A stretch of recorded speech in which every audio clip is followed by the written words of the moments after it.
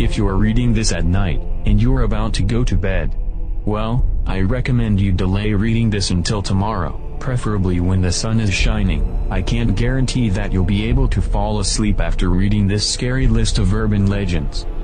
I've collected a list of what I think are some of the most scariest urban legends out there. These folktales and urban myths come from around the world. Some are centuries old, others are modern. The one thing that they all have in common is that I found them all pretty unsettling.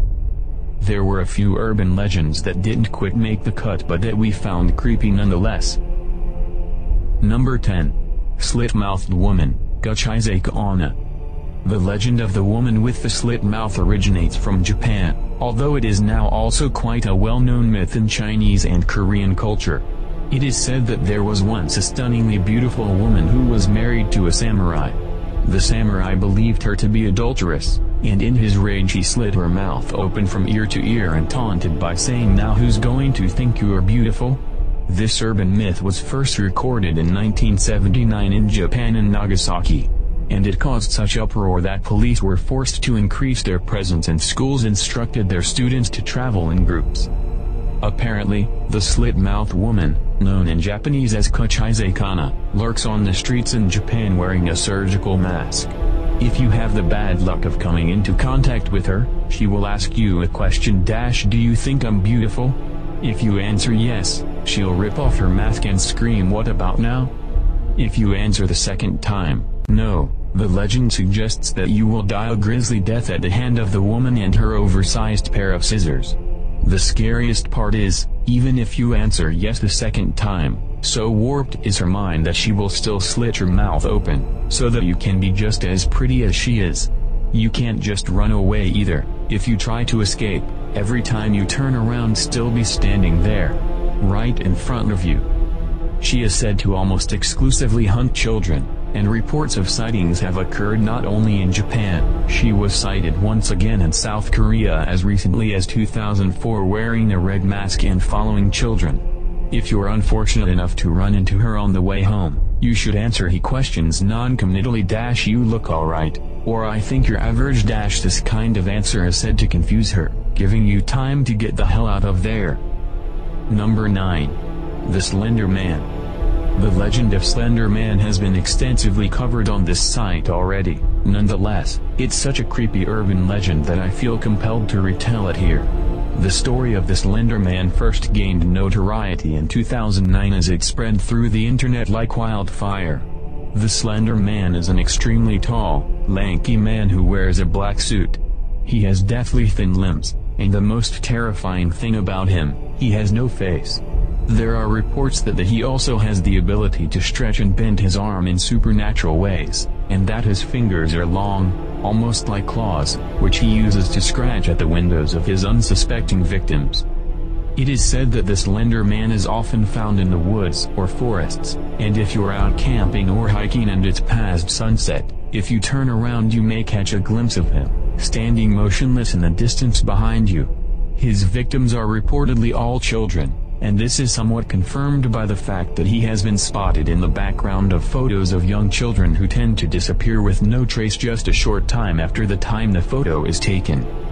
After the myth of the Slender Man became widely known of the internet, people began making connections to older urban legends in other cultures. Similar unnaturally tall figures have been discovered in cave paintings in Brazil, and in the 1800s, there was a common belief in the existence of someone known only as the Tall Man, to lure children into the woods. There is also a tall man in a Romanian fairy tale. I'll leave you this is a description of this figure from the fairy tale. The tall man stood in a clearing, dressed as a nobleman, all in black. Shadows lay over him, dark as a cloudy midnight. He had many arms, all long and boneless as snakes, all sharp as swords, and they writhed like worms on nails. He did not speak, but made his intentions known. Number 8. Haunted Majoras Mask. This is a more contemporary but still extremely unsettling urban legend. The first discussion of this particular modern myth happens in 2007. A user on the message board 4chan posted the following. "Okay, X, I need your help with this. This is not copy-pasta, this is a long read, but I feel like my safety or well-being could very well depend on this. This is video game related, specifically Majora's Mask, and this is the creepiest shit that has ever happened to me in my entire life. It's hard to describe the entirety of what happens in this story. I don't feel like I could do it justice here by just retelling it. Instead, you can read the whole thing here. It's worth it, trust me. Number 7. Ku Terrace. This is a less well-known, but no less creepy urban legend. It takes us all the way to Hong Kong. There is an abandoned building called Ku Terrace that hasn't been renovated or redeveloped, despite its prime location and Hong Kong's lack of sufficient housing space. In fact, the building is owned by a major property developer. Who knows why they've chosen to leave this particular building in its dilapidated state. The building is close to 100 years old, and was once owned by a wealthy family. This family was apparently forced to evacuate in World War II due to the Japanese invasion of Hong Kong, and it is rumored that this building was used by the Japanese as a location for the Comfort Women, essentially a euphemistic term for local women who were forced into sexual slavery to service the Japanese troops. The remaining member of the wealthy family moved back to Hong Kong after the war, but died shortly after. Since then, the ownership of the building has transferred to other parties, and is now owned by Hopewell Holdings. The odd thing is that this company has plans to demolish the building and replace it for a luxury hotel. Their plan was even approved by the government, but for unknown reasons, this plan was never executed, and the building is still standing today, and remains vacant and unused. Now here is the interesting part. Locals have often referred to the building as a haunted house. It is said that the spirits of the Comfort women who died there remain in the building, and there are numerous accounts of people hearing screams and strange lights from inside the house. It is reported that in the 1960s, a young girl came out of the house and started trying to attack nearby police officers with extreme violence. Apparently, there had been an attempted exorcism inside the property prior to this happening. It wasn't the last time something strange occurred inside those walls. In 2003, a group of 8 teenage girls decided to put this haunted idea to the test. They went to Ku Terrace with the intention of spending the night there. Perhaps they wanted a glimpse of the supernatural. Well, they apparently got exactly what they asked for. 3 of the 8 students are reported to have become extremely agitated whilst in the property, and one girl in particular is said to have had a psychotic break. As the girls panicked and fled out of the house, this one girl stayed behind, either unwilling or unable to step outside the confines of the gate. It was reported that this one girl had also taken on a different personality and was speaking in a voice that didn't sound like her own. The police were called, and when they tried to lead the girl off the property, she responded with violence. It took 2 grown police officers to subdue the unhinged teenage girl, and later she and the 2 other distressed girls were sent to the hospital for psychiatric treatment.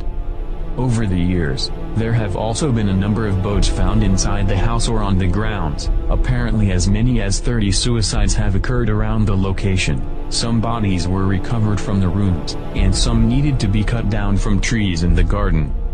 Apparently, people who go into the house have visions of a bloody, drenched or decapitated woman and hear piercing shrieks, even if they cover up their ears. Others have also said to have witnessed a man, dressed all in black, roaming the corridors in the property.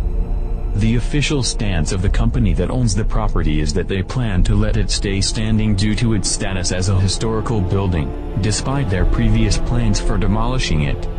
Keep in mind, while some of the claims about the building may be exaggerated, the story regarding the experiences of the 8 teenage girls has been confirmed. In fact, it was reported by a number of newspapers at the time. Number 6. Clown Statue. The urban legend of the clown statue takes place in the residence of a wealthy family. A teenage girl is babysitting 2 children, 1 boy and 1 girl, as a favor to a family friend. The parents are going out on a date night, and the father asks the babysitter to stay in a specific room to watch TV after she puts the kids to bed. The parents don't really want her roaming around the house. The kids have gone to bed, and the babysitter goes into the room to watch TV and wait for the parents to return, but she notices a clown statue in the corner of the room as she's settling in. Clown statues are inherently creepy, but she tries to ignore it for a while, but the room begins to feel more and more unsettling as time goes on. Her pulse is racing and she's beginning to panic, so she calls the father and says, "I put the kids to bed already, is it alright if I move into another room? This weird clown statue is really unsettling." The father immediately tells her to get the kids and to immediately go to the neighbor's house and call 911. She asks him if anything is wrong and he tells her to just do it and call back when she's at the neighbor's. So she rushes to get the kid, goes to the neighbor's house, and asks if she can use the phone to call the police. After all that, she dials the father again and asks him for an explanation. He tells her that they don't have a clown statue in the house, and that the two kids have recently been complaining of a clown monitoring as they sleep. He says they've been having nightmares about a clown. The police arrive, and apparently the statue is a man. Some versions say he was a midget, others say he was a convicted murderer or sex offender. Who really knows the truth about this one? What I do know is that if I ever see a clown statue in the same room that I'm in, I'm getting the heck out of there. Number 5. BlackEyed Children. In the late 1990s, a journalist named Brian Bethel had an unnerving experience in his town of Abilene, Texas, where he works for the Abilene Reporter News, the local newspaper. Whether or not you believe his accounts of his experience, you should know that this is a real person, so at the very least, we know the premise of this scary urban legend is not a hoax. There is at least one person on the record, and a journalist no less, who claims that this happened to him. Brian posted about this unsettling encounter in a mailing list in 1998, but he has since stated that the actual event probably occurred in the summer of 1996. He was in the town of Abilene, sitting in his car and attempting using the light of a nearby building, a movie theater, to try a ride out a check to pay his internet provider. He hears someone tapping on the window on the driver's side. He looks up and sees two boys, neither of them older than about 16. They're dressed in hoodies, standing outside his locked car door. He rolls down the window, not sure of what to expect, when the hairs on the back of his neck begin to stand on end. An inexplicable dread-like fear grabs hold of him. One of the boys begins to talk to Brian, and the boy explains that he and his friend need a ride, that they wanted to go to catch a movie, but they left their cash at home and needed a ride home to fetch it.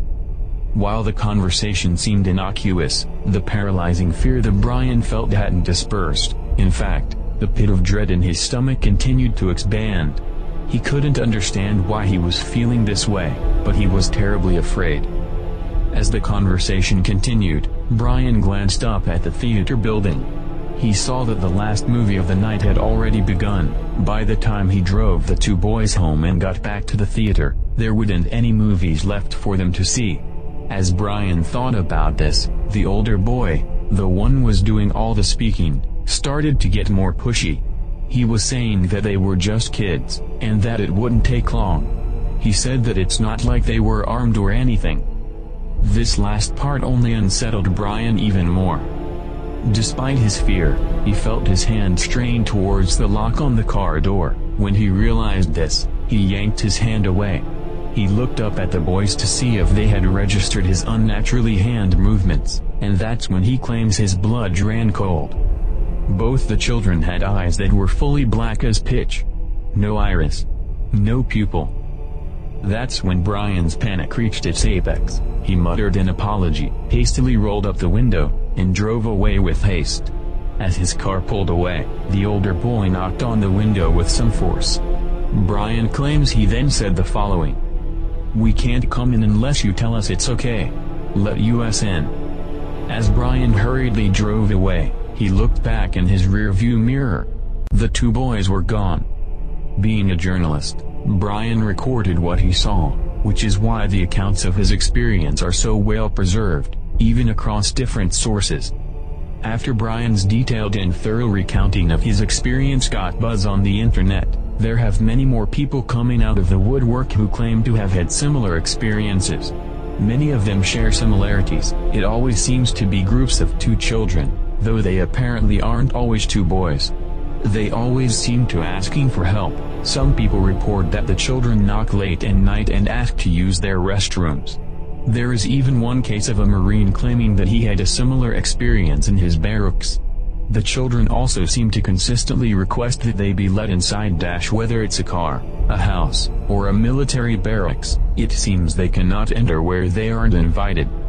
It's unknown what actually happens if you let the black-eyed kids in. Those who have done so may not be around to give us the details of their encounters. It may be that the entire thing is a hoax. But if that's the case, why would Brian Bethel, by all accounts a normal person and a successful journalist, put his reputation and credibility on the line by making up a story? I don't know for sure whether this creepy urban legend is true or not. On the other hand, I know exactly what to do if two young kids ever tap on my car window in the dead of night, asking for a ride.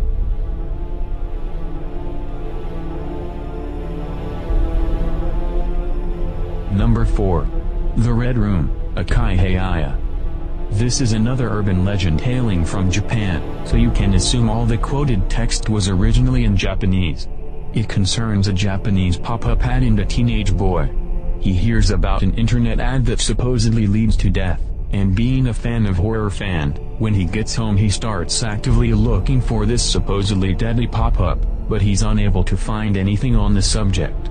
As he's about to give up, a small red window pops up in the corner of the screen. The ad is very plain, it has red background and plain black text, and only contains the following question: do you like? Apparently, when the teenage boy closed the pop-up ad, it reappears.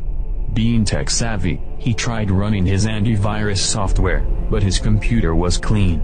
He tried closing the ad again, but it reappeared in the same way as before. He tries everything, turning off the computer, unplugging it, everything. But all this is to no avail, the pop-up just won't go away. Frustrated, he decides to just close the ad as many times as it takes for it to go away. After doing this a few times, he begins to realize that the ad isn't the same. It seems to be slowly revealing more letters as he closes it each successive time. Do you like TH? Do you like the R? Do you like the red R? Do you like the red room? Do you like the red room? Apparently, this teenager was found to have committed suicide the next, and the police found his walls covered with blood. Okay, I admit, this story isn't super scary, particularly because it's a bit dated. It actually originates from a Flash animation which you can still find here. Here's the scary part. A horrible tragedy occurred on June 1, 2004, in Sasebo, Japan.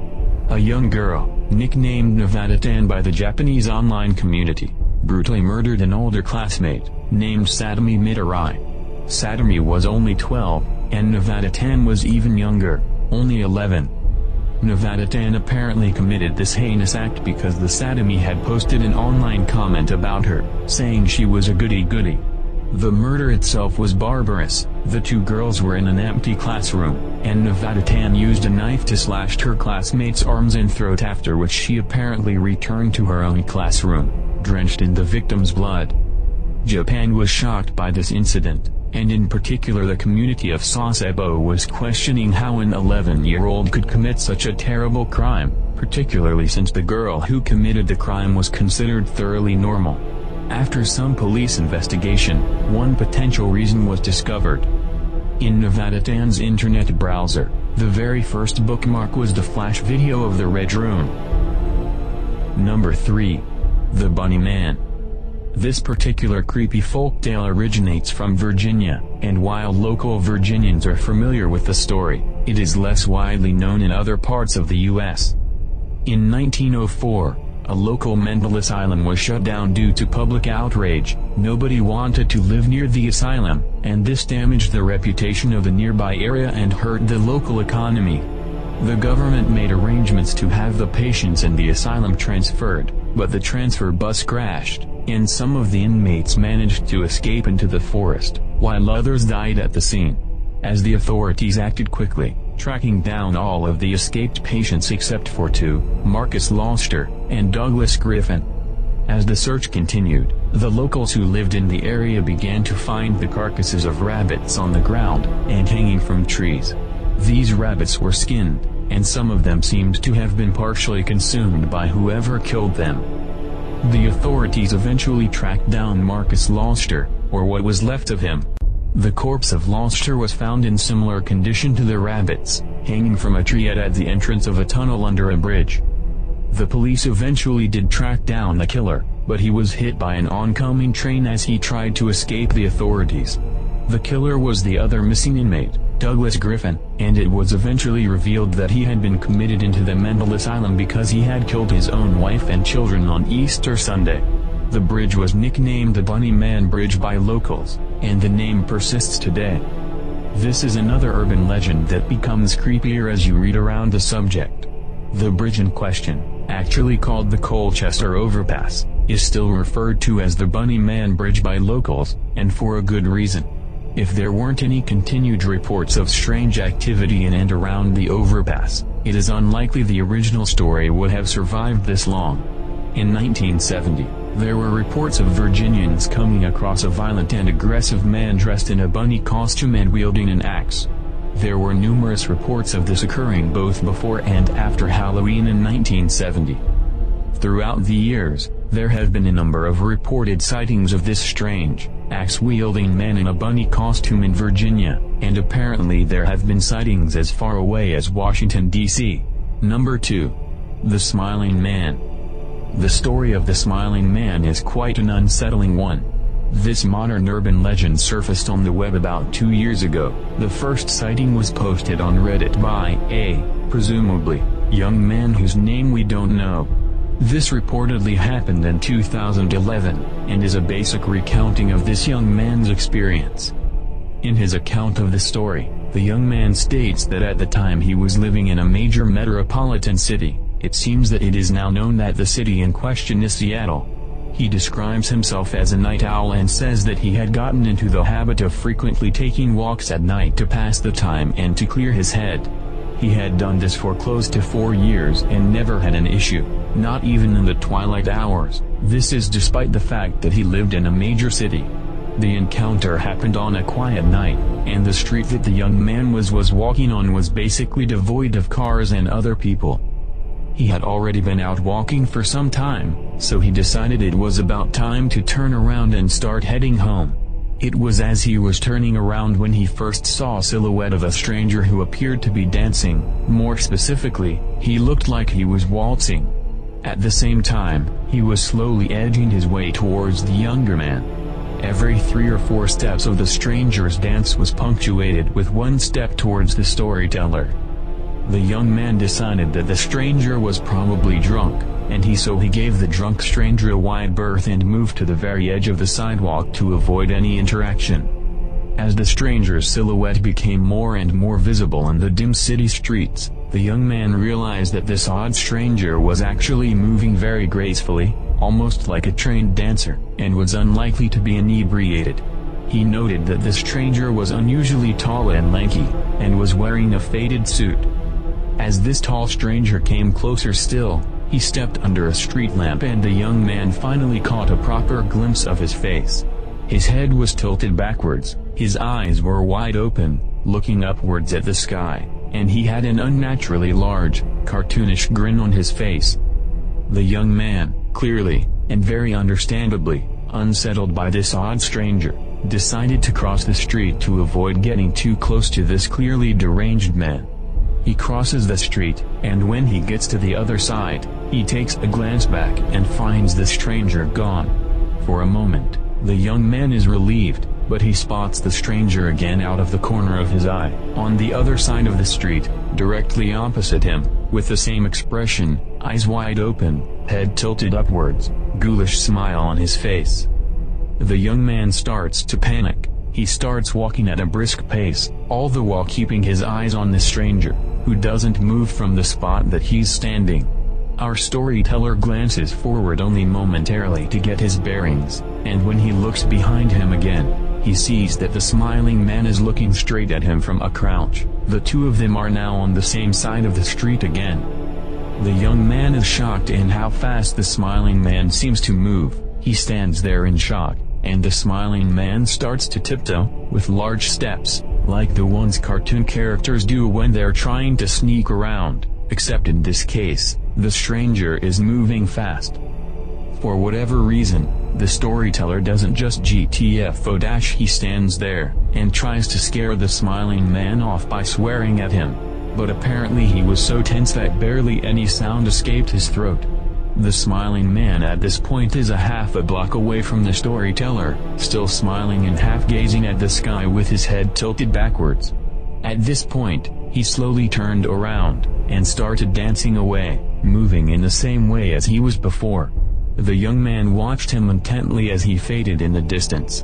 Just as his pulse was finally starting to slow down, he sees the distant silhouette getting larger and larger. The smiling man is not dancing anymore, he is running, straight towards the storyteller. At this point, the young man basically bolts. He runs as fast as he can to an area where there were more people and some car traffic. He gets home safely. But he says he longer enjoys taking long walks at night. This account of the smiling man is in fact not the only one, although it was the first. In fact, there is a whole subreddit dedicated to the sightings of this strange, unsettling figure, www.reddit.com web link. As of yet, it's unclear. It's not totally clear who or what the smiling man is. He could just be a guy hopped up on some drugs, or an insane person. You can see the original post here. There has also been a short film reenacting the original sighting, which does quite a good job. If you can watch it below. Number 1. Midnight Game. This urban legend is the only one which you can choose to experience for yourself, if you're so inclined. The Midnight Game is the popular name for a supposed ancient pagan ritual. It's somewhat similar to the creepy Bloody Mary urban legend. You can think of the Midnight Game as the 21st century version of the myth of Bloody Mary. If you want to try the Midnight Game for yourself, and frankly, I'm not sure why you would, you'll need the following list of things.